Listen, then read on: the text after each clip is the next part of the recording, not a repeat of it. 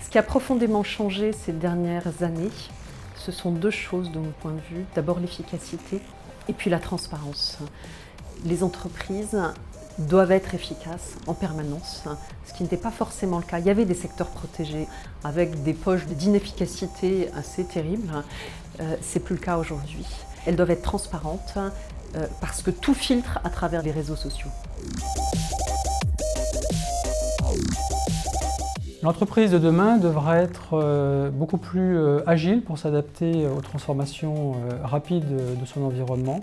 Elle devra être bienveillante vis-à-vis de l'ensemble de ses collaborateurs et elle devra donner du sens pour l'ensemble de ses équipes et bien sûr aussi pour ses clients. Premièrement, d'être capable de donner du sens aux équipes. Une équipe, pour qu'elle puisse bien avancer, il faut qu'elle sache dans quelle direction elle va et qu'elle le comprenne. Être capable d'être global et spécifique quand il y a besoin.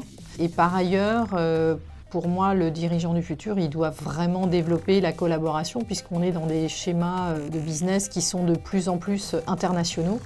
Et donc l'élément de collaboration interculturelle aussi est très important. Le dirigeant devra être véritablement un leader qui donne du sens pour ses collaborateurs sur la mission de l'entreprise, qui devra être à l'écoute et qui accompagnera ses équipes dans la transformation de son entreprise.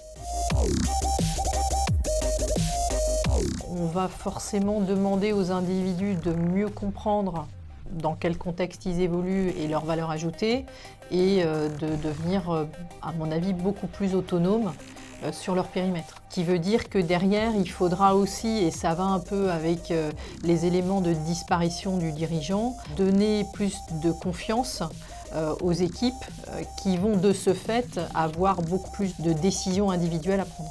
La seule chose certaine dans le futur, c'est l'incertitude. Donc il va falloir travailler en permanence sa capacité d'apprentissage et sa capacité d'adaptation.